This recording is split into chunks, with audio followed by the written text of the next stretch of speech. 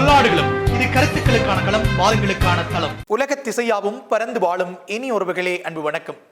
Don தொலைக்காட்சி வாரம் தோறும் பெருமையோடு வழங்கும் சொல்லாடுகளம் நிகழ்ச்சியின் வாயிலாக உங்களை சந்திப்பதில் மிக்க மகிழ்ச்சி. இது சொல்லாடுகளும் இது கருத்துக்களுக்கான களம், வாதங்களுக்கான தளம். அருமணியர்களே, அற்புதமாக வாரந்தோறும் ஒரு முக்கியமான தலைப்போடு உங்கள் இல்லவாயில் நாடி வருகின்ற சொல்லாடுகளும் பல்வேறு விதமான நம்முடைய சமூகத்துக்கு உணர்வூட்ட வேண்டிய பல விடயங்களை தன்னுடைய பேசு பொருளாக்கி ஆழமிக்க கருத்துக்களினாலே அந்த உங்களிடம் மிக தெளிவாக பல விடயங்களை கொண்டு வந்து சேர்க்கின்ற பெரும் கைங்கரியத்தை ஆற்றி வருகின்றது. அந்த அடிப்படையிலே கடந்த வாரம் எங்களுடைய கல்வி உலகிலே ஒரு அதிர்வலையை ஏற்படுத்தி இருக்கக்கூடிய ஒரு விடயமாக கல்வி பொதுத்தராதரத்தினுடைய சாதாரண பரீட்சையினுடைய பெறுபேறுகள் மீதான மதிப்பீட்டு பார்வை அமைந்திருந்தது. குறிப்பாக வடக்கு மாகாணம் கல்வி பெறுபேறுகளிலே பின்னடைவான ஒரு நிலையில் இருக்கின்றது என்கின்ற குற்றச்சாட்டு தொடர்ச்சியாக நிலைவருகின்ற சூழ்நிலையிலே கடந்த 2018 ஆண்டு டிசம்பர் மாதம் பரீட்சை எழுதிய பிள்ளைகளுக்கான காப்போது சாதாரண பரீட்சை பெறுபேறுகள் அண்மையில் வெளியாகி இருந்தன. அந்த பெறுபேறுகள் தொடர்பாக ஆழமான கவனத்தை செலுத்துகின்ற பொழுது அப்போது கூட இலங்கையினுடைய 25 நிர்வாக மாவட்டங்களிலே யாழ்ப்பாண மாவட்டம் 18வது இடத்திலும் ஏனைய வடக்கு மாகாணத்தைச் சேர்ந்த மாவட்டங்கள் 16, 15 என மிகவும் பின்தங்கிய ஒரு நிலையில் இருப்புகின்ற அவதானத்தை நாங்கள் பார்க்கின்றோம். இது ஒரு நீண்ட கல்வி பாரம்பரியமிக்க யாழ்ப்பாணத்தினுடைய அந்த பாரம்பரியத்திலே ஒரு பிரச்சனையாக இருப்பதாக நாங்கள் பலரும் பேசிக்கொள்கின்றோம். யாழ்ப்பாணம் தன்னுடைய கல்வி பாரம்பரியத்தை தொடர்ச்சியாக தொலைத்து வருவதாகவும் பின்னடைந்து வருவதாக ஒரு மனக்கவலை எல்லோர் மத்தியிலும் பரவியிருக்கிறது. இருந்த பொழுதும் கல்வித்துறை சார்ந்து இயங்கக்கூடிய அதிகாரிகள் யாழ்ப்பாண குடாநாட்டினுடைய கடந்த கால பரீட்சை பெறுபேறுகளோடு ஒப்பிடுகின்ற பொழுது இம்முறை நாங்கள் முன்னோறி இருக்கின்றோம், நாங்கள் மெதுமெதுவாக முன்னோறி கொண்டிருக்கின்றோம் என்கின்ற செய்தியை பகிர்ந்து கொண்டிருக்கின்றார்கள். ஆனால் அதே வேளையில் இலங்கையினுடைய ஏனைய மாவட்டங்களோடு ஒப்பிடுகின்ற பொழுது ஒரு காலத்திலே யாழ்ப்பாணத்துக்கு பின்னர் இருந்த மாத்தறை, அம்பாந்தோட்டை போன்ற மாவட்டங்கள் இன்றைக்கு பல மடங்கு வேகமாக முன்னோறி இலங்கையினுடைய அந்த முதல் நிலைகளுக்குள் இருக்கக்கூடிய மாவட்டங்களுக்குள் முன்னோறி இருக்கிறார்கள். இந்த சூழ்நிலையில் யாழ்ப்பாணம் உள்ளிட்ட வடக்கு மாகாணம், அதுபோன்று கிழக்கு மாகாணம், தமிழர்களுடைய தாயக பிறப்பாக இருக்கக்கூடிய வடக்கு கிழக்கு இந்த மாகாணத்தினுடைய இந்த பிள்ளைகளுடைய கல்வி அடையும் முன்னேற்றம் மிக பெரும் ஒரு பாய்ச்சலை அடைய வேண்டும் அல்லது காண வேண்டும் என்கின்ற எதிர்பார்ப்பும் அந்த நம்பிக்கையும் எங்கள் எல்லோரும் மத்தியில் இருக்கக்கூடிய சூழ்நிலையிலே வெளிவந்திருக்கக்கூடிய காப்போது சாதாரண பரீட்சை பெறுபேறுகளை அடிப்படையாக வைத்துக் கொண்டு அதை ஒரு பகுப்பாய்வு செய்வதன் மூலமாக அந்த பரீட்சை பெறுபேறுகளை மேற்கூட்டி நாங்கள் அதிகரிப்பதற்கு என்ன செய்ய முடியும் என்று சிந்திப்பதற்கான ஒரு களமாகவும், அதற்கு அப்பாலே நம்முடைய வடக்கு கல்விப்புலத்தினுடைய, குறிப்பாக வடக்கு கிழக்கு கல்விப்புலத்தினுடைய, குறிப்பாக தமிழ் பேசும் மக்களுடைய இந்த கல்விப்புல பாரம்பரியத்திலே மேற்கொண்ட முன்னகர்வுகளை எப்படி நகர்த்தலாம் என்கின்ற அடிப்படையில் ஒரு சிந்தனை களமாக இன்றைய சொல்லாடுகளும் வெளியே இருக்கிறது. அந்த அடிப்படையில் அது தொடர்பாக பேசவல்ல 6 பேரை நாங்கள் இந்த அரங்கிலே வைத்திருக்கின்றோம். துறை சார்ந்த ஆளுமைகள், நீண்ட ஆழ்புலம், நுழைப்புலம் மிக்க அறிவுமிக்க வல்லவர்கள் நம்மோடு இருக்கிறார்கள். அவர்களை அறிமுகம் செய்து வைப்பதிலே மிக்க மகிழ்ச்சி. அந்த அடிப்படையினுடைய இடது புறத்திலே அமர்ந்திருக்கிறார்கள். நாங்கள் இன்றைக்கு எங்களுடைய இளைய தலைமுறையிலே ஒரு மிக முக்கியமானவராக பார்க்கக்கூடிய ஒரு நிர்வாக ஆளுமையாக நாங்கள் பார்க்கக்கூடிய அருமை நண்பர் நவநீதன் அவர்கள். அவர் மன்னார் மாவட்டத்தினுடைய கணித பாடத்துக்குரிய உதவி கல்வி பணிப்பாளராக கல்வி நிர்வாக சேவையிலே இயங்கிக் கொண்டிருக்கக்கூடிய ஒருவர். அதற்கு அப்பாலே தன்னுடைய பாடத்துறைக்கு அப்பாலே எங்களுடைய மண்ணுடைய அந்த கல்வி முன்னேற்றத்திற்காக அயராது பாடுபடுகின்ற, உழைக்கின்ற, குரல் கொடுக்கின்ற, ஆய்வியல் ரீதியாக இந்த பெறுபேறுகளை அலசி பார்த்து முடிவுகளை சொல்லக்கூடிய ஒரு கல்வியாளராக நாங்கள் இவரை பார்க்கின்றோம். மிக வேகமாக நம்முடைய கல்வி உலகிலே வளர்ந்து வரக்கூடிய ஒரு நிர்வாக அதிகாரியும் கல்வியாளர் என்ற சமாந்தர தடங்களிலே பயணிப்பவர் நவநீதன் இன்றைக்கு நம்முடைய சொல்லாடுகளத்துக்கு வருகை தந்திருக்கிறார். அவர் என்போடு நாங்கள் வரவேற்கின்றோம். அவருக்கு அருகிலே ஆசிரியை நண்பி வராகினி அவர்கள், சாவகச்சேரி இந்துக்களினுடைய ஆசிரியை. இன்றைக்கு இருக்கக்கூடிய இளம் ஆசிரியர்கள் மத்தியிலே மிக துடிப்போடு சமூக முன்னேற்றம் கருதி இயங்கக்கூடிய பல்வேறு தளங்களிலே, இலக்கியத்துறை சார்ந்த தடங்களிலும் ஆசிரியத்துவம் சார்ந்த தடங்களிலும் பயணித்துக் கொண்டிருக்கூடிய ஆசிரியர் வராகினி தங்கவடிவேல் அவர்கள் இன்றைக்கு நம்மோடு இருக்கிறார்கள். காப்போது சாதாரண பரீட்சை பெறுபேறுகள் தொடர்பாக பேசுவதற்காக நம்மோடு இருக்கின்றார். அவர்களுக்கு அருகிலே சொல்லாடுகள் நிகழ்ச்சியிலே அவ்வப்போது கல்விப்புலம் சார்ந்த தலைப்புகள் வருகின்ற பொழுதெல்லாம் தோன்றி ஒரு நீண்ட ஆசிரிய அனுபவத்தினூடாக தன்னுடைய ஆளுமைமிக்க கருத்துக்களை பதிவு செய்கின்ற உடுவில் மகளிர் கல்லூரியினுடைய உயிரியல் விஞ்ஞானத்துறையினுடைய ஆசிரியர் அருமை நண்பர் செந்தூர் செல்வன் அவர்கள் ஆழமாக பேச வல்லவர். அற்புதமாக கருத்துக்களை தயங்காது, யாருக்கும் பயப்படாத கருத்துக்களை தெரிவிக்க வல்ல அற்புதமான ஒரு ஆளுமை செந்தூர் செல்வன் அவர்கள் புறத்திலே அமர்ந்திருக்கிறார்கள். இன்றைக்கு நீண்ட இடைவெளிக்கு பின்னர் மீண்டும் சொல்லாடுகளும் நிகழ்ச்சியிலே தோன்றுகின்றார் அருமை தம்பி அகிலன் அவர்கள். யாழ்ப்பாண பல்கலைக்கழகத்தினுடைய உயிரியல் விஞ்ஞானத்துறையினுடைய பட்டதாரியாக இருந்திருக்கக்கூடிய ஒரு நண்பர். நான் நினைக்கிறேன் உயிரியல் விஞ்ஞானத்துறையிலே, விலங்கியல் துறையிலே சிறப்பு பட்டத்தை பெற்று இன்றைக்கு நீரியல் வள திணைக்களத்தினுடைய உத்தியோகத்தராக ஆராய்ச்சித்துறை சார்ந்து இயங்கிக் கொண்டிருந்தாலும் இந்த கல்விப்புலம் சார்ந்த தன்னுடைய ஆழமிக்க அறிவுகளை பகிர வேண்டும் என்கின்ற ஆர்வத்தோடு இருக்கக்கூடிய ஒருவராக நாங்கள் பார்க்கின்றோம். அவர்களுக்கு அருகிலே எங்களுடைய தமிழர்களுடைய பெரும் சொத்தாக, ஒரு கல்விப்புலத்தினுடைய சொத்தாக நாங்கள் பார்க்கக்கூடிய வாழ்நாள் பேராசிரியர் பொன் பாலசுந்தரம் பிள்ளையா அவர்கள் ஒரு புவியியலாளர் என்பதற்கு அப்பாலே பல்பரிமாணம் மிக்க ஒரு கல்வியலாளர். எந்த துறை சார்ந்தும் ஆழ்ந்த புலமை மிக்க அந்த துறை சார்ந்து ஆராய்ச்சி நோக்கோடு விடயங்களை அணுக வல்லுவராக நாங்கள் பேராசிரியர் பாலசுந்தரம் பிள்ளை ஐயா அவர்களை பார்க்கிறோம். கடந்த வாரத்தினுடைய சொல்லாடுகளும் நிகழ்ச்சியில் கூட அவருடைய கனதியான தன்னுடைய வகிபாகத்தினாலே இந்த தேசிய பாடசாலை மாகாண பாடசாலை என்கின்ற இடத்திலே தன்னுடைய கருத்துக்களை அழுத்தமாக கூறியிருந்தார். அந்த கருத்துக்கள் உரியவர்களுடைய காதுகளிலே செவியேறி இருக்கின்ற காரணத்தினால் இன்றைக்கு அந்த சிந்தனைகள் சற்று பின்போடப்படுகின்ற நிலைமை கூட உருவாகி இருக்கிறது. எங்களுடைய பேராசிரியருடைய கருத்துக்களுக்கு நாங்கள் நன்றி பகிர்கின்றோம். இவர்களோடு இருந்து நாங்கள் இன்றைக்கு பார்க்கக்கூடிய தலைப்பு 2018ஆம் ஆண்டு கல்வி பொதுத்தர சாதாரண பரீட்சை பெறுபவர்கள் அடிப்படையிலே வடக்கு கல்விப்புலத்தை முன்னேற்றி நகர்த்துவதற்கான திட்டங்கள் குறித்து பேசலாம். நான் நினைக்கிறேன் இந்த திட்டங்கள் தொடர்பாக பேசுவதற்கு ஆழ்புலம் அறிவுமிக்க எங்களுடைய பேராசிரியரிடம் வந்து ஆரம்பிக்கலாம். பேசுங்கள் ஐயா, உங்களுடைய அவதானம் எப்படி இருக்கிறது? கடந்த பரீட்சை பெறுபவர்கள் தொடர்பாக அந்த விடயங்கள் தொடர்பாக நாங்கள் என்ன செய்யலாம், எங்களுடைய முன்னேற்றம் குறித்து என்ன திட்டங்களை நீங்கள் வைத்திருக்கிறீர்கள்? பேசலாம் ஐயா, பேசுங்க. 2018 டிசம்பர் காப்போதா சாதாரண பரீட்சை முடிவுகள் கடந்த வாரம் வெளிவந்தன. அகில இலங்கை ரீதியில் சித்தி பெற்ற வீதம் 71.66 இருக்கின்றது. இந்த விகிதாசாரத்தை எங்களுடைய வடமாகாணத்தில் இருக்கின்ற 5 மாவட்டங்களில் உள்ள நிலைமைகளை பார்க்கும் பொழுது யாழ்ப்பாண மாவட்டம் 6337 பேர் காப்போதா உயர்தரம் கற்க தகுதி பெற்றும் 67.02 வீதமாகவும், கிளிநொச்சியில் 1434 பேர் காப்போதா உயர்தரம் கற்கவும் அந்த சராசரி 54.30 வீதமும், மன்னாரில் 1321 பேர் எங்களுடைய சித்தி வீதம் 69.34 ஆகவும், வவுனியாவில் 1929 பேர் தகுதி பெற்றும் 68.28 வீதமாகவும், முல்லைத்தீவில் 1246 பேர் சித்தி பெற்று 60.4 வீதமாகவும் இருக்கின்றது. ஆகவே இந்த 5 மாவட்டங்களுடைய பெறுபேறுகள் ஏனைய தென்னிலங்கை மாகாண மாவட்டங்களுடன் ஒப்பிடும் பொழுது குறைவாக இருக்கின்றது. கிழக்கு மாகாணத்தில் ஒப்பிடும் பொழுது அவர்கள் 9வது இடத்தையும் நாங்கள் வடக்கு மாகாணம் 8வது இடத்தையும் பெறுகின்றது. உதாரணமாக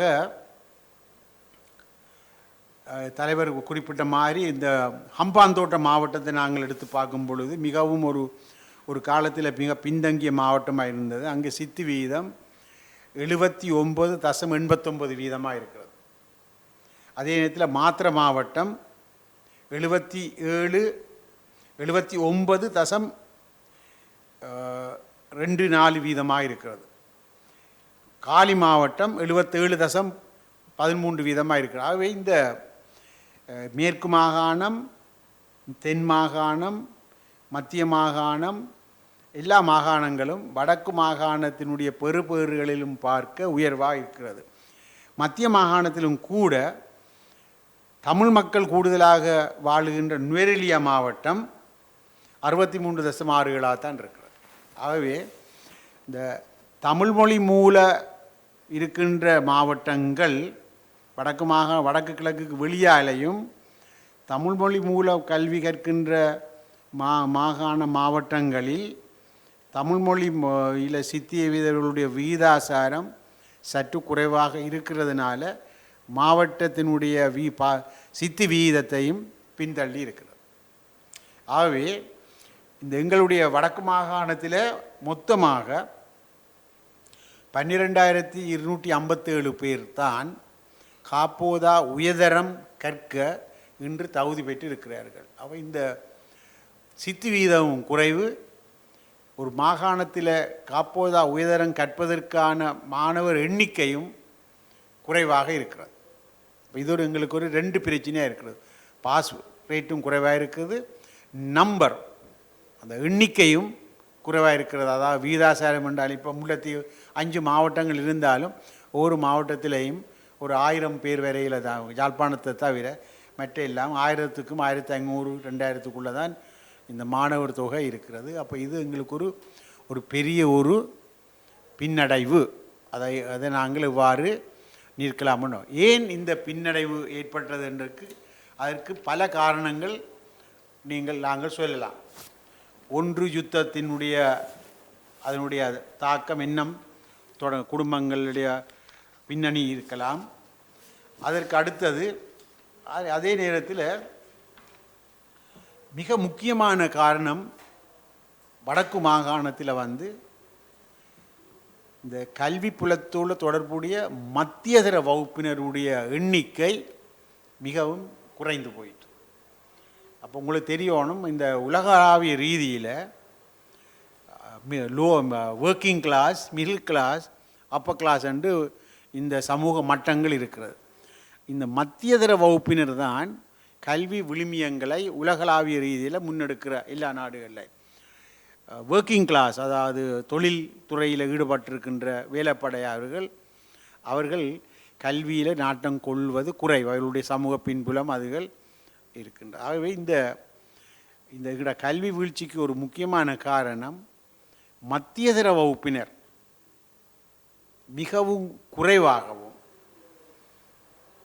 இருக்கிறது. இன்றைக்கு எங்களுக்கு அரச உத்தியோகத்தர்களோ அல்லது தனியார் துறை பெரிய நிறுவனங்களில் வேலை செய்கிறவர்களுடைய எண்ணிக்கையும் அவர்களுடைய குழந்தைகளுடைய எண்ணிக்கையும் மிக குறைவாக இருக்கிறது. இதே நேரத்தில் தென்னிலங்கையில் உங்களுக்கு தெரியணும், பெரும் எண்ணிக்கையான அரச ஊழியர்கள் இருக்கிறார்கள். அதாவது இராணுவத்தில் மாத்திரம் 2 லட்சத்துக்கு மேற்பட்டவர்கள், போலீஸ், இராணுவம், மற்ற அரசாங்க உத்தியோகத்தர்கள். அப்போ இலங்கையின் மொத்த அரசாங்க உத்தியோகத்தர்கள் 16 லட்சம் பேர் இருக்கிறார்கள். அதில் தமிழ் ஆக்கள் 3% தான் இருக்கிறார்கள். அப்போ அதே நேரத்தில் கொழும்பு கம்பகா போன்ற பகுதிகளில் மிகப்பெரிய தனியார் நிறுவனங்கள், உயர் அதிகாரிகள், நடுத்தர அதிகாரிகள் இருக்கிறார்கள். அப்போ அதே மாதிரி எங்களுடைய பகுதிகளில் இல்லை. ஒட்டுமொத்தமாக நாங்கள் பார்த்தோமென்றால் வடமாகாணம் ஒரு மத்தியதர வகுப்பினர் சுருங்கி ஒரு ஒர்க்கிங் கிளாஸ், ஒரு தொழில்பட கொண்ட ஒரு மாகாணமாக மாறினது கல்வி விழுமியத்தை முன்னெடுக்கிறதுக்கு ஒரு பெரிய தடையாக வந்திருக்கிறது. இதை தவிர ஆசிரியர்கள் எண்ணிக்கை எங்களுக்கு போதிய அளவு இருந்தாலும் கூட ஆசிரியர்களுடைய போஸ்டிங்கள், அந்த பாடசாலைக்கு அனுப்புதலும், குறிப்பாக எண்ணும் எழுத்தும், அதாவது மேத்ஸும் சயின்ஸ் தமிழ் அதை வடிவாக படிப்பிக்க தொடர்ச்சியாக இடைவெளிகள் இல்லாமல் அதை முன்னெடுத்து போகின்ற தன்மைகள் இல்லாவிட்டால், உதாரணமாக 6ஆம் 7ஆம் வகுப்பில் ஒரு மேத்ஸ் கிளாஸில் 3 மாதமோ 4 மாதம் ஒரு டீச்சர் மெட்டர்னிட்டி லீவிலையோ அல்லது அதுக்கான மாற்று ஒழுங்கு இல்லாமல் அது இருக்குமாயிருந்தால் அதன் பின்னர் அந்த கணிதத்தில் அந்த பிள்ளைகளை முன்னெடுத்து கொண்டு போகிறது மிக கடினமாக இருக்கும்.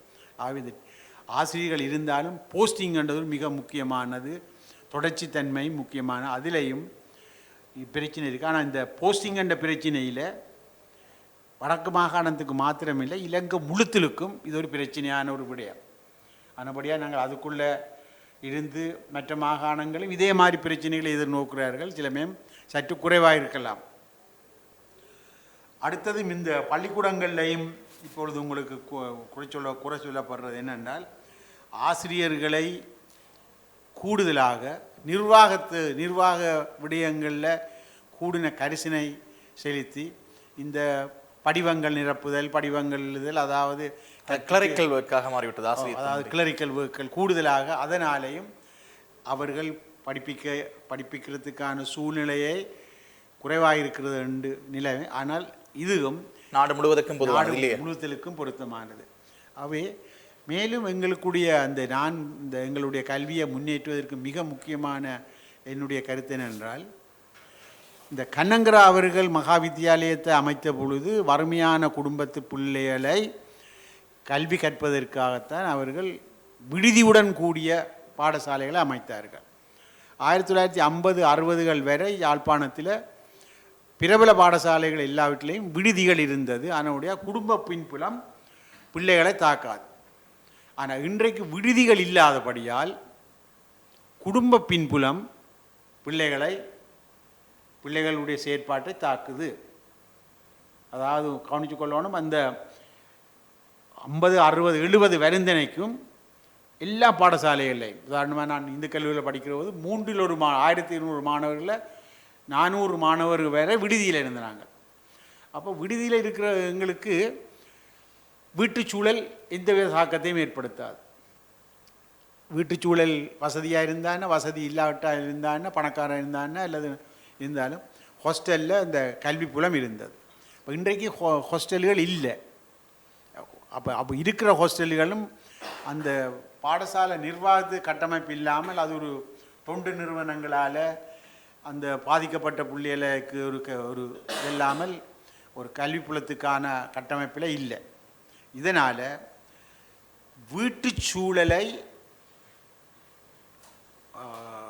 முன்னெடுக்க கல்வியில் தாக்கத்தை ஏற்படுத்தாத முறையில் சில அணுகுமுறைகளை நாங்கள் மேற்கொள்வோமா இருந்தால் மாணவர்களுடைய பெறுபேறுகளை உயர்த்த முடியும் என்றதான் கருத்து. நன்றி பேராசிரியர்களை. பேராசிரியர்கள் தன்னுடைய சிந்தனை திறத்தினாலே இந்த விடயத்தை பல்வேறு கோணங்களிலே பார்த்திருக்கிறார். அவர் பேசுகின்ற பொழுது சில ஆச்சரியமான பல விடயங்களை பதிவு செய்து கொண்டார். இன்றைக்கெல்லாம் முகப்புத்தகத்திலே வடக்கு மாகாணத்துடைய கல்வி வீழ்ச்சியினுடைய காரசாரமான விவாதங்கள் நடந்து கொண்டிருக்கிறது. பல கல்வியாளர்கள், புலம்பெயர்ந்தவர்கள் உட்பட எல்லோருமே விவாதித்துக் கொண்டிருக்கிறார்கள்.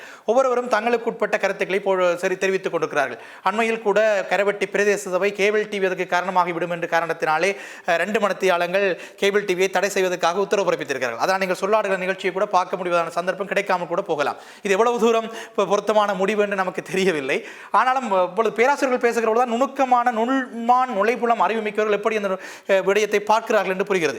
மத்தியதர வர்க்கத்தினுடைய அந்த வீழ்ச்சி, அவர் பேசுகிற எனக்கு ஒரு விடயம் ஞாபகம் வந்தது. மத்தியதர வர்க்கத்தில் இருந்தாலும் கூட இன்றைக்கு மத்தியதர வர்க்கத்தில் கூடிய பிள்ளைகளுடைய எண்ணிக்கை குறைவாக இருக்கிறது. 1 பிள்ளைகள் அல்லது 2 பிள்ளைகள் அப்படியே வாழ்க்கை கழிந்து விடுகிறது. எனவே அப்படியான சூழ்நிலை இப்பொழுது விடுதி வாழ்க்கை பற்றி சொல்கிற பொழுதெல்லாம் ஆழமாக நாங்கள் வேறொரு கோணத்திலே சிந்திக்க தலைப்பட வேண்டும் என்பதை அவருடைய அந்த கருத்து தெரிவித்திருக்கிறது. ஒரு சிறிய இடைவெளிக்கு பின்னர் இந்த விடயங்கள் தொடர்பாக தொடர்ந்து பேசலாம்.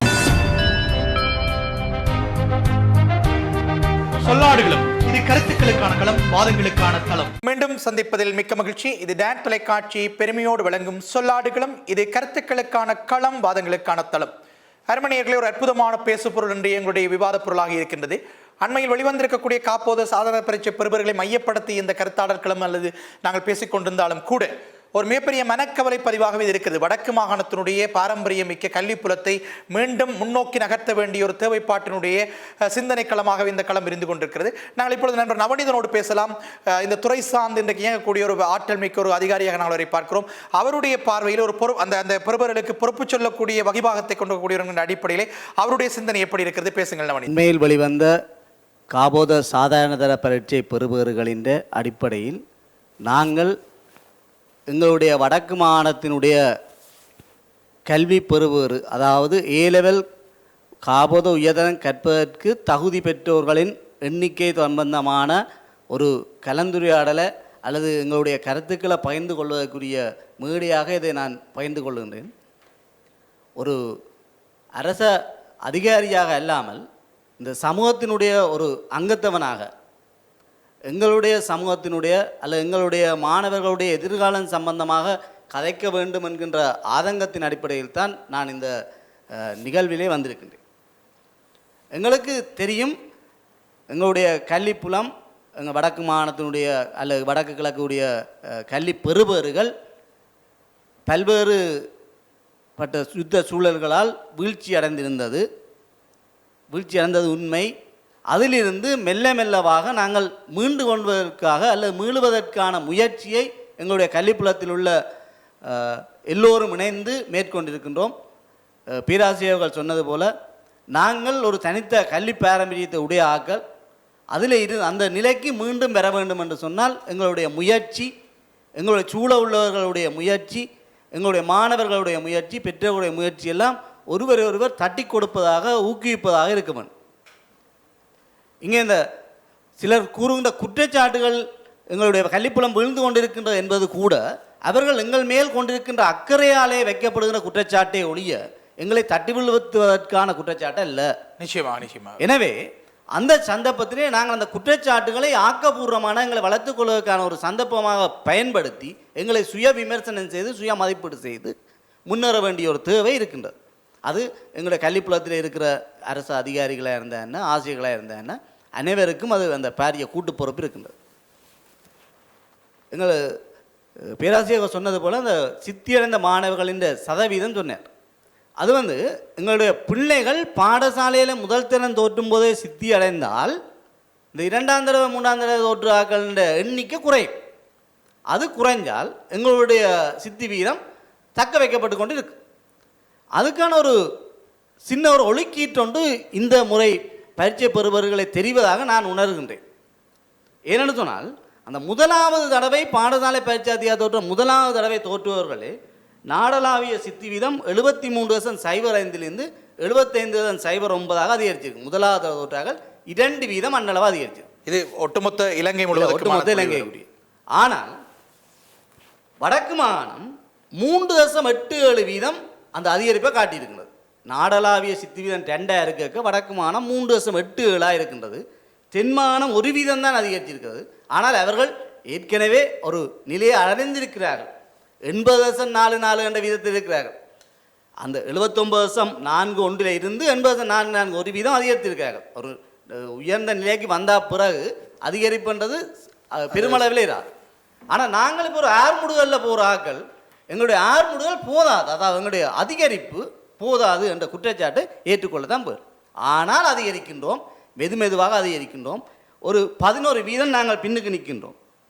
இப்போ 69.99 இருக்கிறோம். அவ 80.44 அன்னளவாக 11 வீதம் இருக்கு. இந்த வேகத்தில் போனால் நாங்கள் குறைஞ்சது 3 வருடங்கள் செல்லும் அவர்களை பிடிக்கிறது. இதே வேகத்தில் போனால் ஆனால் போகலாம்.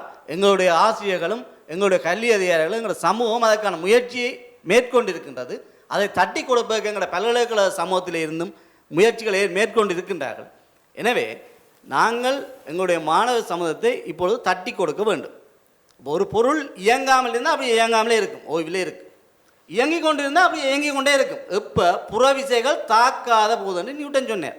அது யதார்த்த வாழ்விலையும் சரி. எங்களுடைய மாணவர்கள் ஒரு திசையில் புறவிசை தாக்காமல் இயங்கி கொண்டிருந்தால் வந்திருப்பார்கள்.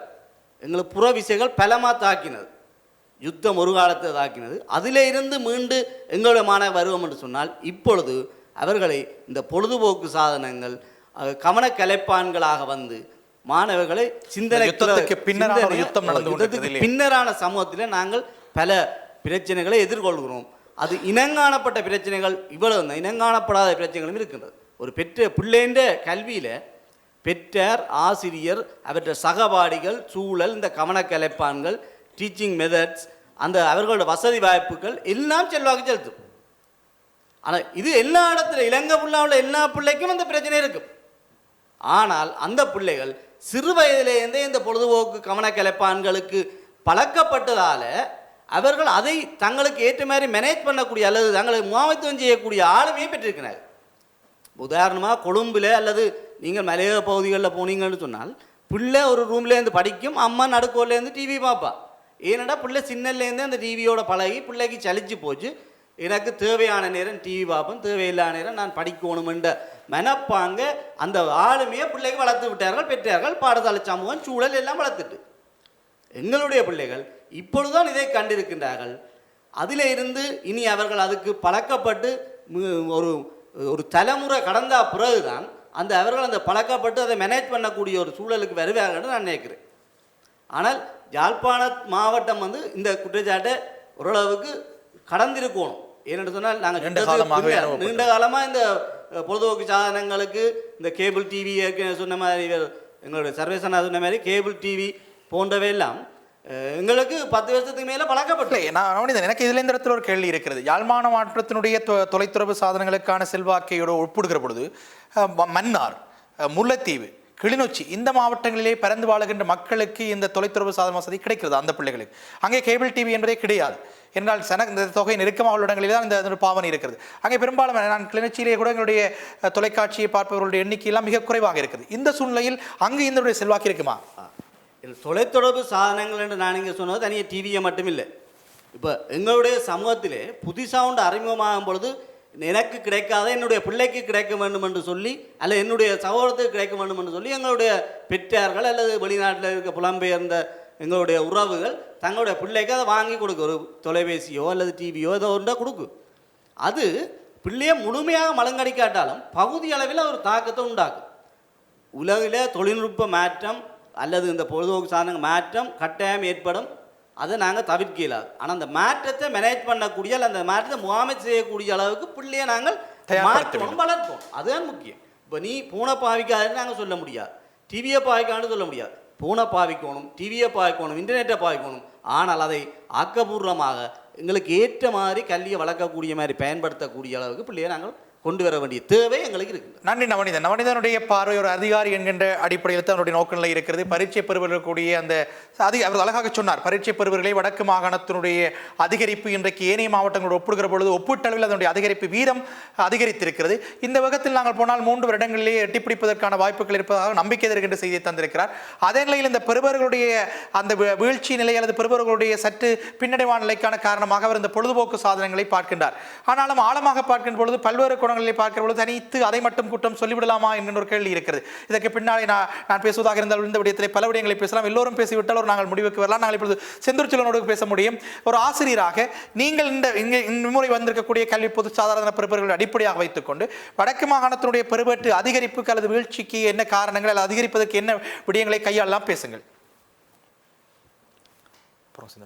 ராஜிபாங்க.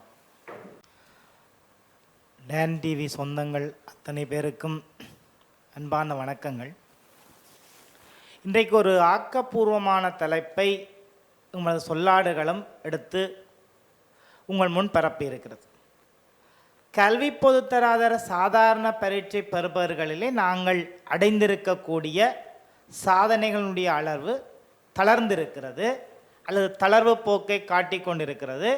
இதனை உச்ச அளவுக்கு மேற்கொண்டு செல்வதற்கு எந்த நடவடிக்கைகளை நாங்கள் மேற்கொள்ள முடியும் என்கிற அடிப்படையிலே ஒரு யதார்த்த களத்திலே நின்று நாங்கள் இதை பார்க்கிற போது 2 விதமான தன்மைகள் இங்கே இருக்கின்றன. ஒன்று, அதில் ஒரு வளர்ச்சி பாதை போக்கு தென்படுகிறது. நண்பர் அவர்கள் குறிப்பிட்டது போல கடந்த ஆண்டை விட இந்த ஆண்டிலே எங்களுக்கு சில முன்னேற்றங்கள் இருக்கிறது. அந்த முன்னேற்றங்கள் உதாரணமாக பார்க்கிற போது கணித பாடம், ஆங்கில பாடம், இந்த பாடத்துறை சார்ந்து எங்களுடைய முன்னேற்றம் சற்று உயர்வாக இருக்கிறது. அதே நேரம் விஞ்ஞான பாடத்தில் வீழ்ச்சி காணப்படுகிறது. மொழியியல்லே கடந்த ஆண்டை விட தமிழ் மொழி இலக்கிய பாடத்தில் இந்த ஆண்டு 90.8% எங்களுடைய வளர்ச்சி இருக்கிறதாக வடக்கு மாகாண கல்வி அமைச்சினுடைய புள்ளி விவரங்கள் நமக்கு தெரிவிக்கின்றன. என்னை பொறுத்தவரை இந்த பெறுபவர்களே தாக்கம் செலுத்துகின்ற 3 இடைத்தொடர்பை நான் பார்க்கிறேன். ஒன்று, மாணவனும் மாணவன் சார்ந்த குடும்ப பின்னணி. 2வது, அந்த மாணவன் மீது தாக்கம் செலுத்துகின்ற ஆசிரியர்களும் அவர்களுடைய மனோநிலை. 3வது, கல்வி நிர்வாகம் சார்ந்து இயங்குகின்ற அதிகாரிகளுடைய மனப்பாங்கும் பிரயோக எண்ணக்கருக்கள். இந்த 3 விடயமும் நிச்சயமாக இந்த கல்வி புலத்திலே இந்த பெறுபவரிலே தாக்கம் செலுத்தும் அல்லது செலுத்தி கொண்டிருக்கிறது என நான் கருதுகிறேன். ஏனென்றால் ஒரு மாணவன் தன்னை வளப்படுத்தி கொண்டு நிலையாக நிற்பதற்கும் அவனுடைய புலங்கள் சார்ந்து அவன் இயங்குவதற்கும் குடும்ப பின்னணி என்பது மிக முக்கியமான ஒன்று. பேராசிரியர் ஐயா அவர்கள் குறிப்பிட்டது போல மத்திய தர வர்க்கம் குழந்தை பேரை குறைத்து இருப்பது கல்விக்கு ஒரு வீழ்ச்சியே அன்றி வளர்ச்சியாக இருக்க மாட்டாது. இதற்கு மாற்று என்ன செய்யலாம் என்று நீங்கள் இன்னொரு நேம் சிந்தித்து பார்க்க வேண்டும். தென்னிலங்கையிலே போர் வீரர்கள், அதாவது இராணுவம், போலீஸ், முப்படையினர் இருப்பவர்களுக்கு 3வது குழந்தையை பெற்றுக்கொண்டால் ஊக்குவிப்பு பணம் வழங்கப்படுகிறது. அப்ப அங்கே இருக்கிற மத்தியதர வர்க்கத்திலே கற்கும் பிள்ளைகளுடைய எண்ணிக்கை அதிகரிக்கும் போது ஏற்கனவே போரிலே இடர்பாடை சந்தித்த எமது சமுதாயம் மத்தியதர வர்க்கத்தினுடைய வீழ்ச்சியை சந்திக்குமே ஆனால் போட்டியிலிருந்து ஒதுங்குவதை தவிர வேறு வழி கிடையாது. இது நிதர்சனமான உண்மை. என்னை பொறுத்தவரை புலம்பெயர்ந்த சமூகம், நாங்கள் போனை கொடுக்கிறோம், அப்படி செய்கிறோம், இப்படி செய்கிறோம், மோட்டார் சைக்கிள் எடுப்பதற்கு பணம் கொடுக்கிறோம். இதை விட ஒரு பிள்ளையை எக்ஸ்ட்ராவாக நீங்களுடைய குடும்பத்திலே பெற்றுக்கொண்டால் அதுக்கு அந்த உதவு தொகைகளை வழங்குகிறோம் என்கிற ஊக்குவிப்பை எமக்கு நல்கினால் நிச்சயமாக இந்த மத்தியதர வர்க்கம் விரிவடை. அது விரிவடைந்தால் நாங்கள் சவால்களோடு போட்டியிலே முன்பெறுவதற்கு ஒரு ஊன்றுகோலாக அமையும் என்பதை இந்த சந்தர்ப்பத்திலே நான் வெளிப்படுத்த விரும்புகிறேன். அடுத்து, இந்த நியமனம் சார்ந்து இயங்குற ஆசிரியர்களுடைய பின்னணி என்பது எங்களுக்கு ஒரு வடக்கு மாநசபையை பொறுத்த வரைக்கும் எங்களுக்கு ஒரு பிரச்சனை இருந்தது. தொண்டர் ஆசிரியர் நியமனம் நான் அடிக்கடி சொல்லி இருப்பது உண்டு. இந்த நியமனங்கள் வழங்கப்படுவது கூட, இந்த நியமனங்கள் வழங்கி குறுகிய காலத்திலே அவர்களை பயிற்சிக்கு அனுப்பி அவர்களை மீண்டும் ஒரு தரமான ஆசிரியர்களாக அந்த கல்வி சூழலில் இணைக்கிறதுக்கு எங்களுடைய வள ஆளணி, அதாவது நிர்வாகம் போதிய அக்கறை காட்டுவதில்லை. அடுத்தது, இந்த ஆசிரியர்கள் என்ன செய்கிறார்கள் என்றால் தங்களுடைய ஒரு குறிக்கப்பட்ட உதாரணமாக அந்த கல்வியல் கல்லூரியிலே இருந்து வருகின்ற ஆசிரியர்கள் மிக குறைந்த வயதிலே பாடசாலைக்கு போகிறார்கள்.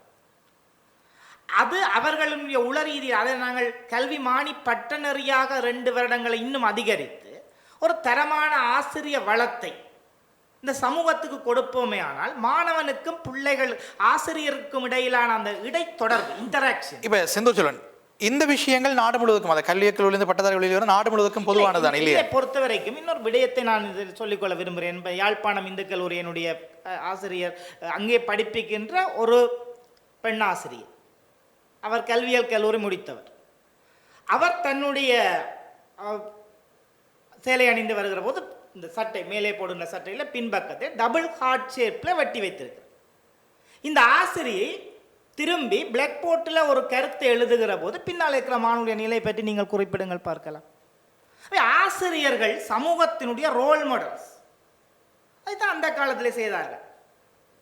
எங்களுடைய ஆசிரியர்கள் நாங்களே அப்படி ஒரு வந்தால் அவரை வகுப்புக்குள் அனுமதித்தல் அல்லது பாடசாலைக்குள் அனுமதித்தது அதிபருடைய தவறு இல்லையா? நிச்சயமா திருப்பி அனுப்பி இருக்கணும் இல்லையா? நிச்சயமா. அப்போ அந்த ஆசிரியர் வேறு சிரேஷ்ட ஆசிரியர்கள் போய் சொன்னதுக்கு சொன்னாராம் அது என்னுடைய தனிப்பட்ட உரிமை.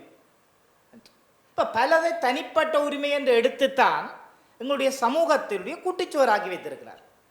நான் சிலவற்றை மிக வேதனையோடு சொல்கிறேன். ஆசிரியர்கள், வைத்தியர்கள் 2 பேருமே துறை சார்ந்து இயங்க வேண்டிய பொறுப்புணர்வுடையவர்கள். இந்த 2 பேருமே உயிரோடு உயிர்நிலையோடு விளையாடுகிறார்கள். அவர்கள் பிழைத்தால் அந்த சமூகம் பிழைக்கும். யாழ்ப்பாணம் இந்து கல்லூரியிலே கல்வி கற்கின்ற எங்களுக்கு மூத்த சமூகத்தினர், இப்போ பேராசிரியர் ஐயா அவர்கள் கூட தெரிந்திருக்கும், பண்டிதர் செல்லத்துறை என்று.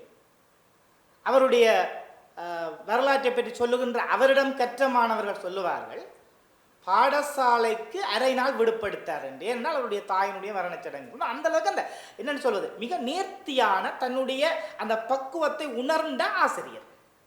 அவர்கள் இந்த காலத்தில் இருக்கிற ஆசிரியரை போல எம்பில் எம்எஸ்சி பிஹெச்டி வரைக்கும் கற்றதாக இல்லை. ஆனால் தங்களுடைய பொறுப்பை அவர்கள் மிக சிறப்பாக உணர்ந்த ஆசிரியர்கள் இருந்தார். அடுத்தது நாங்கள் சொல்வது இந்த நிர்வாகம், கல்விசார் நிர்வாகம். ஆகவே இப்படி இந்த 3ம் சரியாக வரும் இடத்து இந்த குறைகளை களைந்தால் நிச்சயமாக முன்வர முடியும் என்பது என்னுடைய வாதம். நன்றி செந்தூர்செல்வன். நான் குறிப்பிட்டது போல சில விடயங்களை தயங்காமலே குறிப்பிடக்கூடிய ஆற்றல் மிக்கவர். அந்த அடிப்படையில் அவருடைய பார்வையில் இன்றைக்கு வடக்கு கல்விப்புலத்தினுடைய வீழ்ச்சிக்கு காரணமாக சில விடயங்களை பட்டியல்படுத்தியிருக்கிறார். குறிப்பாக இந்த கல்வியல் கல்லூரிகளிலிருந்து வெளியேறுகின்ற பட்டதாரிகள் அல்லது டிப்ளோமாதாரிகள் எப்படியெல்லாம் பாடசாலைக்கு வருகின்ற ஒரு முதிர்ச்சியற்ற நிலையிலே வருகின்ற ஒரு செய்தியை சொன்னார்கள். இதை கேட்கின்ற பொழுது சிலருக்கு சங்கடமாக இருக்கலாம். ஆனால் சில வேளைகளில் இந்த அவர் சொன்ன முதிர்ச்சி என்பது அறிவு சார்ந்த முதிர்ச்சி இல்லாமல் ஒரு அனுபவ முதிர்ச்சியை தான் அவர் பேசுகிறார். எங்களுடைய இளைய தலைமுறை இன்றைக்கு அறிவு சார்ந்த முதிர்ச்சியிலே ஆற்றல் மிக்கவர்களாக இருக்கின்றார்கள். இருந்தபோதும் ஒரு அனுபவம் சார்ந்த முதிர்ச்சியை பெற்றுக் கொள்வதற்கு ஒரு காலம் எடுக்கும். அந்த காலத்துக்குள்ளே அவர்கள் சரியான தலைமைத்துவத்தின் கரங்களில் அகப்படுவார்களாக இருந்தால் அது சிறப்பாக இருக்கும். அவர் குறிப்பிட்ட ஒரு உதாரணம் யாழ்ப்பாணம் இந்து கல்லூரி மையமாக வைத்த உதாரணத்தை சொன்னார். அது ஒரு சற்று சங்கடமாக இருந்தாலும் கூட இந்த பொது வழியில் அது சொல்லக்கூடிய ஒரு தேவை என்று எழுந்திருக்கிறது என்பது மிக கவலைக்குரியதாக இருக்கிறது.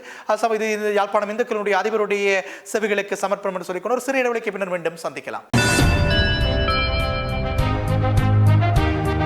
சொல்லாடுகளும் இது கருத்துக்களுக்கான களம், வாதங்களுக்கான களம். மீண்டும் சந்திப்பதில் மிக்க மகிழ்ச்சி. இது டான் தொலைக்காட்சி பெருமையோடு விளங்கும் சொல்லாடுகளும் இது கருத்துக்களுக்கான களம், வாதங்களுக்கான தளம். அருமணியர்களோரும் காரசாரமான விவாதம் இன்றைக்கு ஆரம்பித்திருக்கிறது. நம்முடைய கடந்த காப்போது சாதாரண பரீட்சை பெறுபர்களை வைத்துக் கொண்டு வடக்கினுடைய கல்விப்புலம் சார்ந்து பேசிக் கொண்டிருக்கிறோம். இங்கே பல விடயங்கள் பேசப்பட்டுக் கொண்டிருக்கிறது. இந்த சொல்லாடுகள் நிகழ்ச்சியினுடைய தனித்துவமே யாரும் பேசுகின்ற விடயங்களை நாங்கள் எடிட் பண்ணுவது கிடையாது. அவர்களுடைய கருத்துக்கள் அப்படியே மக்கள் மத்தியில் சென்று சேரும். அந்த கருத்துக்களுக்கு அவர்களை சொந்தக்காரர்களாக இருக்கக்கூடிய சூழ்நிலை தான் சொல்லாடுகள் நிகழ்ச்சியினுடைய தனித்துவமும் கூட. அந்த அடிப்படையில் கூட நாங்கள் ஆசிரியர் ராகினியோடு பேசலாம். ஒரு ஆசிரியையாக உங்களுடைய பார்வை எப்படி இருக்கிறது, பேசுங்கள். சொல்லாடு களத்தினூடாக உங்கள் அனைவரையும் சந்திப்பதில் மகிழ்ச்சி. வடமாகாணத்தில் குறிப்பாக கிளிநொச்சி மாவட்டத்தின் புள்ளிகளில் ஏற்பட்ட வீழ்ச்சி பற்றி நாம் அனைவரும் சிந்திக்க வேண்டிய தேவையில் நாம் இருக்கின்றோம். அந்த வகையிலே கிளிநொச்சி மாவட்டத்தின் மாணவர்களுடைய அன்றாட நிலவரத்தினை நாம் அன்றாடம் காணுகின்ற ஒரு ஆசிரியர் என்ற வகையிலே நான் சில காரணங்களை சில நிலப்பாடுகளை நாம் முன்வைக்க வேண்டியிருக்கின்றேன். இந்த வகையிலே யாழ் மாவட்டத்தினுடைய மாணவர்கள் வேறு மாவட்டத்தினுடைய மாணவர்களோடு ஒப்பிடுகின்ற பொழுது யாழ் மாவட்ட மாணவர்கள் பெறுகின்ற கற்றல் உபகரணங்களை விட எங்களுடைய கிளிநொச்சி மாவட்ட மாணவர்கள் பெறுகின்ற கற்றல் உபகரணங்கள் பெறுகின்ற நூல்கள் நூலகங்களிலே பெறுகின்ற கற்றல் நூல்கள் மிகவும் குறைவாக இருக்கின்றன. அவர்களிடம் கற்றலுக்கான வாய்ப்பு குறைவாக இருக்கிறது. வாய்ப்புகள் குறைவாக இருக்கின்றன. அவருடைய பொருளாதார நிலையாக இருக்கலாம், அல்லது அவர்களுடைய பயிற்சி வினாத்தாள்களாக இருக்கலாம், ஆசிரியர்களுடைய வளங்களாக இருக்கலாம். எல்லாமே அவர்களிடம் குறைவாக இருக்கின்றன. ஆகவே அவர்கள் தேடி அவர்கள் இதனை பெற்றுக்கொள்கின்ற நிலை மிகவும் குறைவாக இருக்கின்றது. இந்த நிலையிலே அவர்களுடைய புள்ளி விவரம் புள்ளிகள் அவர்களுடைய பெறுபேறுகள் குறைவாக இருக்கின்றது. நினைக்கிறேன் நவராயினி, நான் எங்களுடைய பாடசாலைகளிலே அந்த விடயங்களை அதிகரிப்பதற்கு பிள்ளைகளுக்கான கற்றல் வாய்ப்புகளை ஏற்படுத்தி கொடுப்பதற்கு இப்போ உரிய வசதிகளை சேர்ப்பதில் என்ன தடைகள் இருக்கிறது? ஆசிரியர் என்ற வகையிலே அதனை நாங்கள் முடிந்த வரையிலே நாங்கள் அதனை எடுத்து கொடுத்து கொண்டு தான் இருக்கின்றோம். அதிகார மட்டத்தில் கூட இப்படி எல்லாம் நிதி ஒதுக்கீடுகள் இருக்கிறது. அதை பாவிப்பதற்கு அங்கே இருக்கக்கூடிய ஆளுமிக்க அதிபர்கள் அதை பாவிக்கலாம் இல்லையா? ஆனால் அதற்கான தடைகளை நீங்கள் பார்க்குறீங்களா இல்லையா? யாழ்ப்பாண மாவட்டத்திலிருந்து நாங்கள் அதனை பெற்றுக் கொடுத்து கொண்டிருக்கின்றோம் பெற்றுக்கொள்வோம். ஆனால் மாணவர்கள் யாழ் நூலகத்திலே பெரும்பாலான நூல்கள் சுயமாக மாணவர்கள் தேடி பெற்றுக் கொண்டிருக்கின்றார்கள். ஆனால் கிளிநொச்சி மாவட்டத்தில் கிளிநொச்சி நூலகத்துக்கு நூலில் பிரிட்டிஷ் கவுன்சிலில் இருக்கிற நூல்கள் போலவோ அல்லது ஆங்கில சயின்ஸ் நூல்கள் போல கிளிநொச்சி நூல்கள் இல்லை. நினைக்கிறேன் வராகினி அவர்கள் குறிப்பிட்டது போல கிளிநொச்சி மாவட்டத்தினுடைய அந்த புள்ளி பருவ வீழ்ச்சியர் முக்கியமான விடயமாக கொண்டு வந்தார். அதற்கான காரணம் ஒன்று இருக்கிறது. அவர் பேசுகிறவர்களுக்குள்ளே சிந்தனை வந்தபோது ஒரு காலத்தில் 2009க்கு முன்னர் வந்த புள்ளி விவரங்களை எடுத்து பார்க்கிற பொழுது எங்களை தேசிய ரீதியிலே கிளிநொச்சி மாவட்டம் முதல்நிலையை பெற்றுக்கொண்ட காலங்கள் கூட இருந்தது. கல்வி பருவநிலை முதல்நிலை இருந்தது. முல்லைத்தீவு மாவட்டம் 2ஆம் நிலையில், வவுனியா 3ஆம் நிலையில் இருந்த காலங்கள் கூட ஒரு காலத்தில் இருந்தது. 2009க்கு முன்னர் நினைக்கிறேன் 2005 4 பருவங்களை பார்க்கிற பொழுது அப்படி இருந்தது. ஆனால் இன்றைக்கு ஒரு பெரும் போர் பின்னடைவிற்கு பின்னர், போர் நாடு தாக்கத்துக்கு பின்னர் கிளிநொச்சி பல விடயங்களிலே பின்னடைந்திருக்கிறது. அந்த விடயங்களை முன்னேற்ற வேண்டும் என்கின்ற சமூக அக்கறையோடு அங்கே இருக்கக்கூடிய நேரடி தரிசனங்களை கொண்டு வந்திருக்கிறார். நாங்கள் இப்பொழுது அகிலன் உங்களுடைய நான் ஏன் இப்பொழுது வராயினம் அகிலனம் வருகிறேன். நீங்களும் முல்லைத்தீவிலே நீண்ட காலம் பணியாற்றி அந்த மக்களுடைய வாழ்வியலை பார்த்தவர். கிளிநொச்சியில் இருக்கக்கூடிய பிரச்சனைகளை அவர் சொன்னது போல முல்லைத்தீவு மாவட்டத்தினுடைய ஒரு சமூகவியல் பிரச்சனைகள் தொடர்பாக உங்களுடைய இந்த பெறுபர்களை தாக்கம் செலுத்தியிருக்கும் பேசலாம். சொல்லாடுகளம் சொந்தங்கள் அனைவருக்கும் என்னுடைய வணக்கம். இன்று ஒரு நல்ல தலைப்பிலே நாங்கள் நல்ல ஒரு குழு, குறிப்பாக எங்களுடைய தமிழர்களுடைய ஒரு கல்வி சொத்தாக கருதக்கூடிய பேராசிரியர் ஐயாவோடு நாங்கள் கலந்து ஆலோசித்துக் கொண்டிருக்கிறோம். இந்த இடத்திலே நான் ஒரு விடயத்தை ஆணித்தரமாக கூற வேண்டும். அதாவது ஏற்கனவே இங்கே பேசப்பட்ட விடயங்களிலே இருந்து தொகுக்கப்பட்ட விடயமாக கூட என்னுடைய உரை சில வேளைகளில் அது இருக்கலாம். இங்கே பேராசிரியர் ஐயா அதுபோல் எங்களுடைய நவநீதன் அண்ணா அவர்கள் எல்லாம் புள்ளி விவரங்களோடு உங்களுக்கு சகல விடயங்களையுமே சமர்ப்பித்திருந்தார்கள். இப்படியான வளர்ச்சி விதங்களை காண்பிக்கின்றது என்ன. அதே போல் எங்களுடைய ஆசிரியர் செந்தூர் அண்ணா குறிப்பிட்டது போல் அந்த பிரயோக ரீதியான நிர்வாகத்தினுடைய தேவைப்பாடு எங்களுக்கு இருக்கின்றது. அதாவது ஒரு சிறந்த திட்டமிடல். அண்மையில் UNDP நிறுவனம் இலங்கையில் உள்ள எல்லா மாவட்டங்களுக்கும் 5 ஆண்டு திட்டத்தை தயாரித்திருந்தது. அதில் எங்களுடைய யாழ் மாவட்டத்தினுடைய சகல துறைகளுக்குமே ஆலோசனை குழுவில் எங்களுடைய பேராசிரியர் ஐயா இருந்தார். அப்போது எங்களுடைய மீன்பிடித்துறை சம்பந்தமான திட்டத்தை தயாரித்தவன் என்ற வகையிலே அடிக்கடி நான் அவரை சந்தித்திருந்தேன். ஒரு கட்டத்திலே நான் நினைக்கிறேன் சர்வீஸ் அண்ணாமதிலே பங்கு பெற்றிருந்தார். அங்கே கூறப்பட்ட விடயம் என்னவென்று சொன்னால், எங்களுடைய பேராசிரியர் சொன்னது போன்று கல்வி சம்பந்தமான ஒரு தெளிவூட்டல் இந்த இடத்திலே தேவைப்படுகிறது. ஏனென்றால் இந்த கவனக்கலைப்பாடு, எங்களுடைய நவானா சொன்ன மாதிரி கவனக்கலைப்பாடு இங்கே கூடிட்டுது. அதாவது நிறைய பேர் சிந்திக்கிறார்கள் காப்போதா சாதாரணமின்றி நாங்கள் மேற்கொண்டு பயணிக்கலாம். குறிப்பாக நான் இதில் யாரையுமே குறை கூறவில்லை. குறிப்பாக இந்த தனியார் கல்வி நிறுவனங்கள் அல்லது தனியார் பட்டப்படிப்பை வழங்கக்கூடிய சில நிறுவனங்கள், அது அந்த நீங்கள் சொல்கிற சிந்தனைக்கு என்னுடைய ஒரு பார்வையில் அரசாங்கம் கூட ஒரு தூவம் போடுகிறது. உண்மையான யதார்த்தம் இங்கே இன்றைக்கு இந்த 13 ஆண்டு தொடர்கல்வி திட்டம் ஒன்றை புதிதாக கொண்டு வந்திருக்கிறார்கள். அது மானிப்பா இந்து கல்லூரி மற்றும் இங்கே திருநெல்வேலி முத்துத்தமிழ் பாடசாலைகளிலே அது செயற்படுத்தப்பட்டு கொண்டிருக்கிறது. நம்முடைய ஆசிரியர் நண்பர்கள் சில நம்மோடு பேசுகிற போது சில கருத்துக்களை சொன்னார்கள். அந்த பிள்ளைகளுக்கு எல்லாம் அரசாங்கம் டெப்லெட் கொடுத்திருக்கிறார்கள். இந்த ஓஎல் பயில் விட்டு 13 ஆண்டு படிக்கிற பிள்ளைகளுக்கு எல்லாம் டெப்லெட் கொடுத்திருக்கிறார்கள். அந்த திட்டம் அதுக்காக நிதி ஒதுக்கீடுகளை செய்திருக்கிறது. இப்பொழுது ஓயல் படிக்கிற பிள்ளைகள் எல்லாம் யோசிக்கிறார்கள், நாமும் ஓயல் பயில் விட்டு அவர்களோடு போய் சேர்ந்து கொண்டால் லேப்டாப் கிடைக்கும், டேப்லெட் கிடைக்கும் என்றெல்லாம் அப்படி அந்த வயசு அப்படி சிந்திக்கிறார்கள். அது சிலங்களை அது கூட ஒரு ஆழமாக நாங்கள் யோசிக்க வேண்டிய விடயம் இல்லை. நிச்சயமாக. அப்போது நாங்கள் அதை தெளிவுபடுத்த வேண்டும். எங்களுடைய பேராசிரியர் குறிப்பிட்டது போல ஒரு குறிப்பிட்ட கல்வி இலக்கை அடைவதாக இருந்தால் நிச்சயமாக காப்போதா சாதாரணம் என்பது ஒரு அத்திவாரம் போல படிக்கலாம். நாங்கள் எந்த துறையிலையும் படிக்கலாம். ஒரு சிறந்த தொழில் வாய்ப்பை பெற்றுக்கொள்ளும் போது அல்லது மேற்கொண்டு செல்வதற்கு நாங்கள் தெரிவு செய்கின்ற துறைக்கு அந்த சாதாரண தரம் எவ்வளவு தூரம் தேவை என்பதான விழிப்புணர்வு இருக்கிறதான்னு கேட்டால் நிச்சயமாக குறைவு என்பதை விட இல்லை என்று தான் நான் கூறுவேன். அதாவது இப்போ நான் சொன்ன இந்த கவனக்கலை பாருங்கள், பொழுதுபோக்கு சாதனங்களை தவிர இது இன்றைக்கு ஒரு பெரிய பிரச்சனையாக இருக்குது இந்த கவனக்கலை பாருங்கள். ஏனென்று சொன்னால் இந்த 5 ஆண்டு திட்டத்தில் எங்களுக்கு கிடைத்த ஒரு விடயம், கல்வி என்கின்ற துறையை எடுத்துக்கொண்டால் பல்கலைக்கழகம் ஒரு புறமாக, கல்வியக் கல்லூரி ஒரு புறமாக, நைட்டா வீட்டியன் ஒவ்வொருவரும் தங்களுடைய கருத்துக்களை தனிப்பட்ட ரீதியிலே சமர்ப்பித்தினார்கள். அப்போது அந்த ஆலோசனை சபையில் இருந்த எங்களுடைய பழைய எங்களுடைய நிர்வாக அதிகாரிகள், ஓய்வு பெற்ற நிர்வாக அதிகாரிகள், பேராசிரியர்கள் கேட்டார்கள், ஏன் இந்த கல்வி என்ற தலைப்பை நாங்கள் ஒன்றுபடுத்தக்கூடாது? மீளவும் அந்த துறைகள் அழைக்கப்பட்டு நானும் அந்த இடத்துக்கு அழைக்கப்பட்டிருந்தேன். அப்பொழுது அவர்கள் கேட்டார்கள், உங்களுடைய கல்வி எப்படியான பிரயோகத்தை இங்கே வழங்கப் போகிறது? உதாரணமாக பல்கலைக்கழகத்திலே கற்கின்ற ஒருவருக்கு நீரியல் துறை, யாழ்ப்பாணத்திலே இருக்கக்கூடிய பிரதான துறையான விவசாயம், மீன்பிடி, எப்படியான பிரயோகத்தை உங்களால் வழங்க முடியும்? ஒரு அரசு திணைக்களம் என்ற ரீதியிலே நீங்கள் எவ்வாறான கற்க நிறைய மாணவர்கள் கற்க வேண்டும் நீங்கள் எதிர்பார்க்கிறீர்கள்? ஆகவே இந்த இடைத்தொடர்புகள் கட்டாயம் ஏற்படுத்தப்பட வேண்டும்.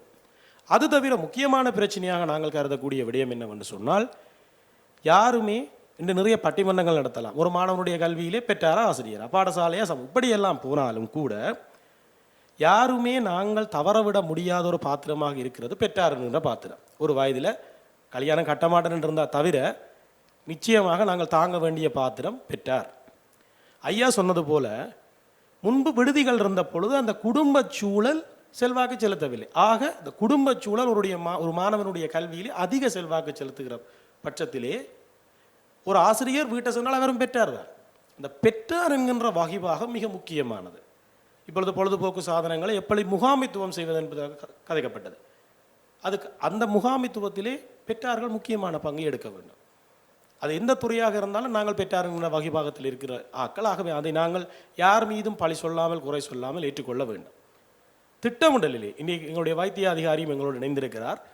குறிப்பாக நாங்கள் இன்னொரு விடயத்தை ஆராய தவறியிருக்கிறோம். எங்களுடைய மாணவர்களுடைய உடல் உள நலங்கள் எந்த அளவிலே இருக்கின்றன. உதாரணமாக இன்றைக்கு பாடசாலை நேரங்கள் சடதியாக 7:30 மணியாக மாற்றப்பட்டிருக்கிறது. எத்தனை வீடுகளிலே காலை உணவை உட்கொண்டு அல்லது காலை சமைத்த உணவை பாடசாலைக்கு கொண்டு வரக்கூடிய சூழல் இருக்கிறது. குறிப்பிடத்தக்க அளவு போஷணை மாணவர்கள் இருக்கிறார்களா? உளநலம் அவர்களிடத்திலே சிறந்த இடத்திலே காணப்படுகிறதா? ஏனென்றால் நாங்கள் இப்போ பெரிய கேப்பில் நாங்களும் வரையில இருந்தாலும் நாங்கள் படிக்கிற காலத்தில் காலையில் காலை பிரார்த்தனை அப்படி இப்படி என்று சொல்லி ஒரு கிட்டத்தட்ட ஒரு 15 நிமிடங்களுக்கு மேலாக எங்களோட மனம் அமைதிப்படுத்தப்பட்ட பிறகு தான் வகுப்பறைக்கு நாங்கள் செல்கிறோம். ஆனால் இன்றைய சூழலில் நான் நிறைய இடங்களில் பார்த்துருக்கிறேன். அப்படியே போய் நேராக கிளாஸ் ரூமுக்குள்ளே போய்கல நிச்சயமாக அந்த 1வது 2வது பாடங்களை அவர்கள் எப்படித்தான் சமாளிக்கிறார்களோ மாணவர்கள் ஒரு பெரிய கேள்விக்குறியான விடயம். ஆகவே இது தொடர்பான ஒரு ஆய்வு அல்லது இது தொடர்பான ஒரு கற்கை உடனடியாக ஒரு ஒருங்கிணைந்த முறையிலே மேற்கொள்ளப்பட வேண்டும். அது அதிகார மட்டங்களாக இருக்கலாம் அல்லது சமூக மட்டங்களாக இருக்கலாம். எல்லோரும் இணைந்ததாக இந்த துறையிலே, அதாவது கல்வித்துறையிலே குறிப்பாக ஆசிரியருடைய உளநலங்களும். உதாரணமாக இப்போ வெளி மாவட்டங்களிலே வெளி மாவட்டம் என்று நான் சொல்கிறது, யாழ்ப்பாணத்திலிருந்து நான் வெளி மாவட்டம் என்ற பிற மாவட்டங்களில் தினமும் பயணம் செய்து வருகின்றவர்கள் அவருடைய தேவைகள் நிமித்தமாக அவர்கள் ஒரு ஆசிரியராக தங்களுடைய பொறுப்புணர்வோடு கடமையாற்றக்கூடிய மனநிலை இருக்கப்படுகிறதா? ஏனென்றால் எனக்கு நல்ல ஞாபகம் இருக்குது, எங்களுடைய உயிரியல் ஆசிரியர் குணசீலன் ஐயா அவர்கள் சொன்ன ஒரு வழியம், ஒரு வைத்தியன் ஒரு ஊசியை மாறி போட்டால் ஒருவனுடைய உயிர் மட்டும்தான் போகும். ஆனால் ஒரு ஆசிரியர் ஒரு பிழையான விடயத்தை கற்பித்தால் ஒரு சந்ததியே செத்து போகும் என்று சொல்லி. ஏனென்றால் அதைத்தான் நாங்கள் புற படிப்பிச்சு கொண்டு போக போகிறோம். ஆகவே இந்த இடத்திலே நாங்கள் 2 பக்கங்களையும் நாங்கள் பார்க்க வேண்டிய தேவையோடு இருக்கிறோம். நன்றி அகிலன். அகிலனுடைய பார்வையிலே பல்பக்க பரிமாணமாக இந்த பெருவேற்று வீழ்ச்சிக்கு பல காரணங்களை சொன்னார்கள். குறிப்பாக சொன்னது போல காலை வேளையிலே யாழ்ப்பாணம் மத்திய பேருந்து நிலையத்தினுடைய இடத்தில் இருந்து ஒரு அவதானிப்பு ஆய்வை செய்வமாக இருந்தால் அங்கே பின்னால் இருக்கக்கூடிய துவிச்சக்கர வண்டி பாதுகாப்பு நிலையத்திலே தங்களுடைய வாகனங்களை பாதுகாப்பாக வைத்துவிட்டு கிளிநொச்சி, முல்லைத்தீவு, விசுவமடு என்று எல்லா இடங்களுக்கும் பஸ்ஸில் ஏறி போகின்ற ஆசிரியர்களை நாங்கள் பார்க்கிறோம். தினமும் போய் தினமும் வரக்கூடிய அந்த களைப்பு, அந்த நிலைமையோடு இருக்கக்கூடிய ஆசிரியர்கள், அது அவருடைய குடும்ப நெருக்கடிகள், அப்படி அது அபரிதமான கூட காரணங்கள் கூட இவ்வாறான பெருவர்கள் செயற்பாடுகளிலே தாக்கம் செலுத்துவதற்கான வாய்ப்புகள் உண்டு. இப்படி பல விடயங்கள், குறிப்பாக நீங்கள் சொன்ன இன்னொரு விடயத்தை சொன்னீர்கள், அது கூட உண்மையானது. பிள்ளைகளுடைய போசாக்கு மட்டம், அந்த உடல் உள்ள ஆரோக்கிய மட்டம் கூட செல்வாக்கு செல்லுது. இது நாங்கள் கிராமப்புற பாடசாலையில் மட்டுமல்ல, நகரப்புறத்திலே நம்முடைய பாடசாலையில் நடைபெற்றக்கூடிய ஆய்வுகளில் கூட அநேகமான பிள்ளைகள் காலையிலே உணவருந்தாமல் பாடசாலைகள் வருகிறார்கள் என்கின்ற சில முடிவுகள் பெறப்பட்டிருக்கிறது. அதற்கும் அப்பாலே பிள்ளைகள் இன்றைக்கு இந்த பான் பண்டில் வந்தது. நம்முடைய பிள்ளைகளுக்கு எல்லோருமே ஒன்றை கடிக்க கொடுத்து விட்டு ஒன்றை மூடி கொடுத்து விடுகிறார்கள். பிள்ளைகள் கடித்து விட்டு இங்கே பாடசாலை இடைவெளிக்கும் அந்த உணவை கொண்டு வருகிறார்கள். உடவுள்ள ஆரோக்கியம் கூட இந்த பெருவருவச்சிகளிலே காரணம் செலுத்தும். நான் அடிக்கடி சொல்லுவேன், வடக்கு கல்விப்புலத்தினுடைய கல்விப்பெரு பின்னடைவுக்கு 108 காரணங்கள் உண்டு. 108 காரணங்கள் உண்டு. அந்த காரணங்களை நீங்கள் சொல்லுகின்ற காரணங்கள் 57, 63, 74 என்று பரவி கொண்டிருக்கும். ஆனால் இது அந்த முதன்மை காரணம் என்பதை கண்டறிவதற்கான ஆய்வுகள் கூட இதுவரை செய்யப்படவில்லை. அதுதான் முதன்மை காரணம்.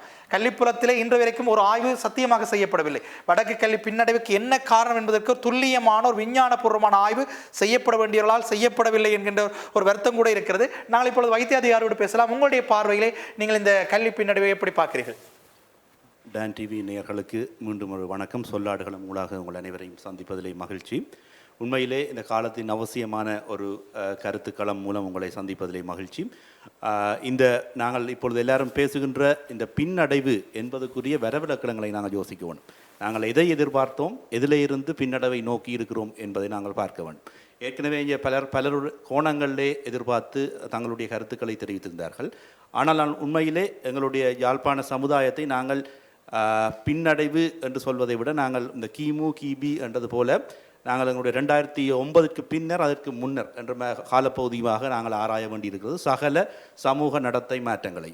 அதன் அடிப்படையில் நாங்கள் இப்போ யாழ் மாவட்டத்தை நாங்கள் நோக்குவமாக இருந்தால் எங்களுடைய கல்வியிலே நாங்கள் எதுக்கு ப்ரையாரிட்டி கொடுக்குறோம் என்பது முக்கியம். அகிலன் சொன்னது போல 2009க்கு முற்பட்ட காலப்பகுதியிலே எங்களுக்கு இருந்த ஒரே ஒரு வழி, அதாவது அரசாங்கத்தால் நடத்தப்படுகின்ற இந்த பரீட்சை. அந்த பரீட்சையை நோக்கி நாங்கள் அதிலே சக்ஸஸ் ஆனால் மட்டும்தான் எங்களுடைய வாழ்க்கை நிச்சயம் என்று சொல்லி ஒரு எதிர்பார்ப்பு இருந்தது. ஆனால் இந்த காலப்பகுதியிலே சகல தனியார் நிறுவனங்களும் நீங்கள் ஓ லெவல் ஃபெயிலா அல்லது ஏ லெவல் ஃபெயிலா உங்களுடைய வாழ்க்கைக்கு நாங்கள் வழிகாட்டுகிறோம் அல்லது நாங்கள் வெளிநாடுகளிலே வாய்ப்புகள் தருகிறோம் என்று சொல்லி பல போலி உத்தரவாதங்களை கொடுத்து கொண்டிருக்கிறார்கள். அப்போ மாணவர்கள் என்ன செய்ய போகின்றார்கள், அதை நோக்கியதாக அல்லது அவர்கள் காட்டப்படுகின்ற 1 அல்லது 2 பேர்களுடைய சக்ஸஸ் ரேட்டை வைத்துக்கொண்டு அவர்கள் தங்களுடைய வாழ்க்கையை திட்டமிட வேண்டி இருக்கிறார்கள்.